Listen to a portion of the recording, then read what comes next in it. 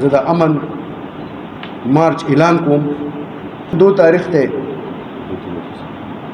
د منګل ورځ ده، سبا 3 تاریخ ته جولای میاشت ده. په 3 تاریخ جولای میاشت ده د بوت ورځ ده. په 11 بجې زه خپل قوم ته ریکویسټ کوم، اپیل ورته کوم چې سبا په 11 بجې په نشاط چوک کې موږ به سټارټ د امن مارچ چالو.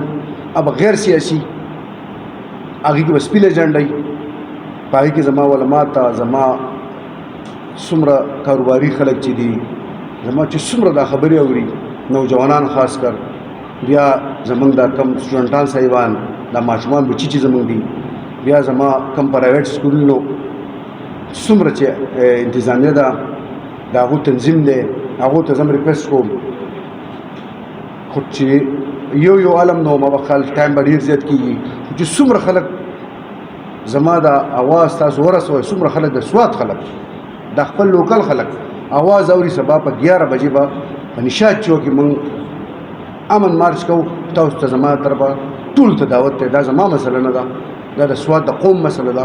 موږ امن پسند خلک یو. په سند کې دی، په پنجاب کې دی، هلته کچې کې ډاکو دی، د ځینې خلک سهار بس روان شي، ماښام چې کراچۍ ته رسي په لاره 3 ځایه لوټ شوی. دلته خو امن دی، خوشحالي ده الحمدلله. تاسو کوېسچن وکړو، زمونږ سوچ، زمونږ ویژن دا دی چې مونږ میلمانه څونه راځي فیسیلیټیټ کړو. سوات ټورسټ انډسټري هم ده، ټورسټ زون هم دی، او په پوره دنیا نه د پوره سیلیانان به دلته ډېر زیات راتلو. خو د بده مرغه څه وجوهات داسې دي چې یاره مطلب د هغې په وینا، په هغې په بنا باندې د دې علاقې په هر کال کې څه نه څه پیښه راځي. دا زموږ د قوم بدقسمتي به زه ووایم، ځکه زمونږ قوم انتهایي خوش اخلاقه قوم دی، مهمان نواز قوم دی، عزتدار قوم دی.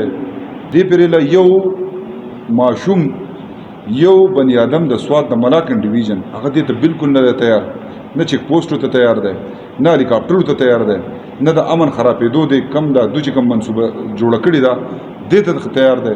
مونږ باقاعده د سوات قوم کم چې په موږ باندې اعتماد کړی تحصیلي بابوزی او د سوات ټول قوم ته دعوت ورکو چې سبا امن مارچ ته دې ته راشئ، که د هرې پارټۍ سره تعلق ساتئ.